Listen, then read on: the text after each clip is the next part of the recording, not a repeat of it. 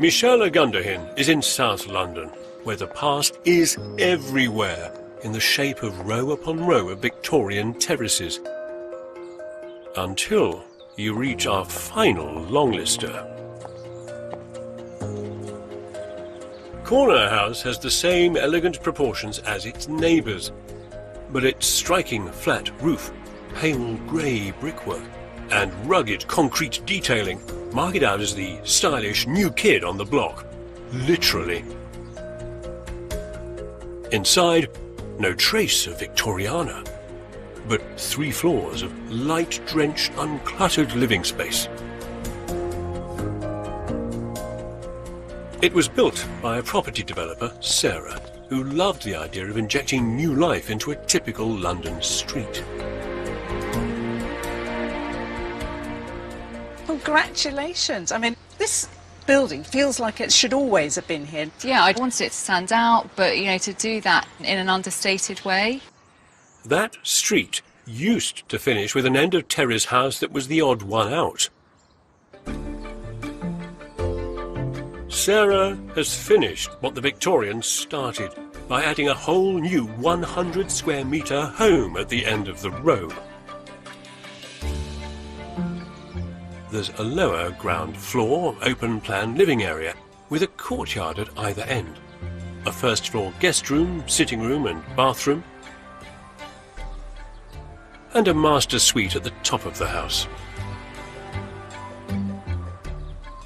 The RIBA judges admired the way the house takes traditional ideas and plays with them, like the canopy over the lower ground entrance, which mimics next door's front steps.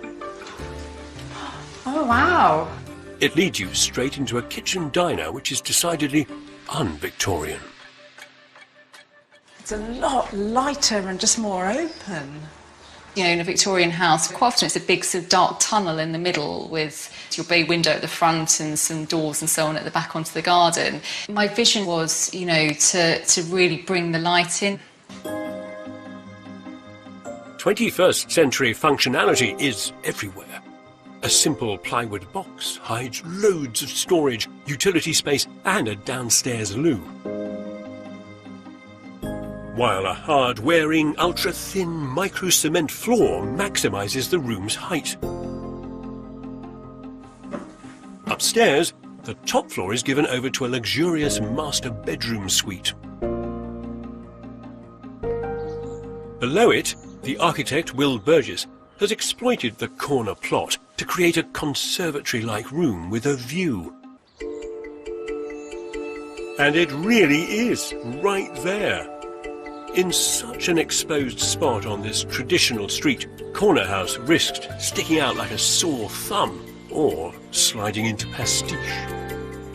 But Will and Sarah have deftly sidestepped those pitfalls. This building really captures the elegance of the past, but in a very contemporary way.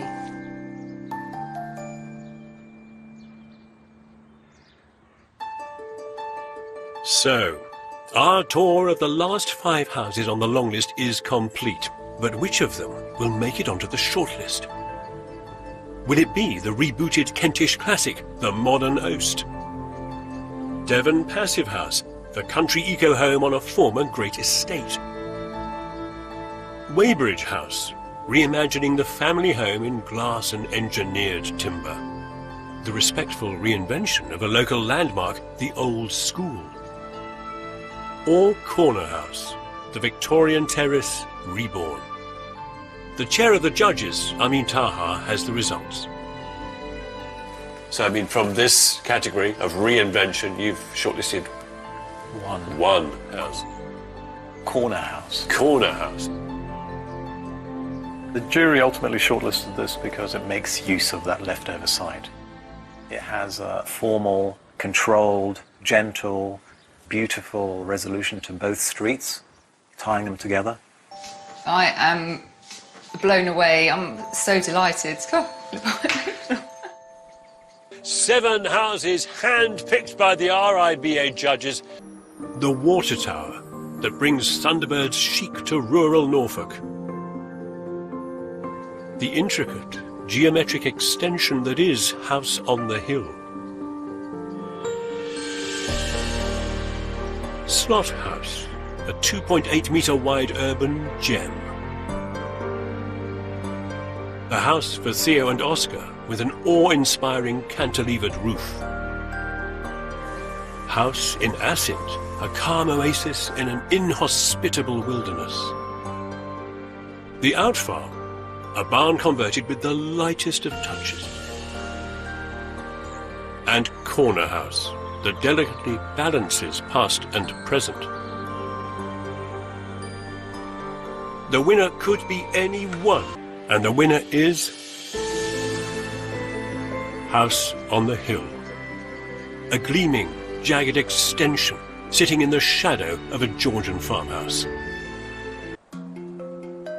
David and Jenny weren't just involved. They chose to radically remodel a Georgian building and add a 310 square metre new west wing. A bold decision at any age.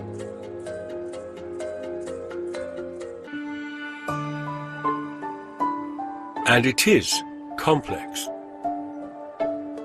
Not one corner of House on the Hill makes a right angle.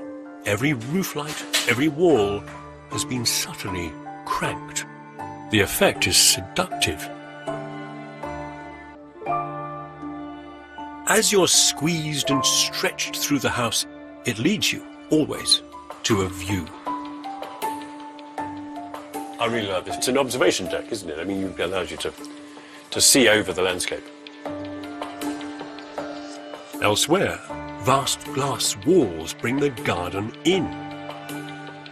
And all those voids edged by glass balustrades are designed for enjoying views within views. Probably the world's most beautiful clothes horse. House on the Hill was 10 years in the making, masterminded by superstar architect Alison Brooks. Congratulations on winning. Thanks very much. This timeless appeal is down to one big idea behind House on the Hill. A big idea which ultimately won over the RIBA judges.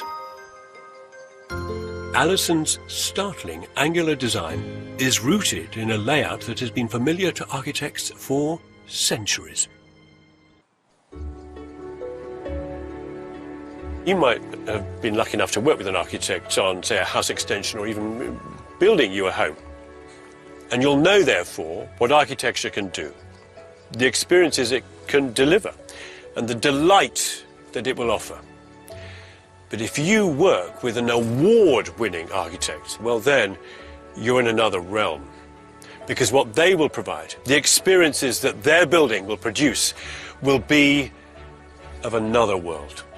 They will transport you. You will taste greatness.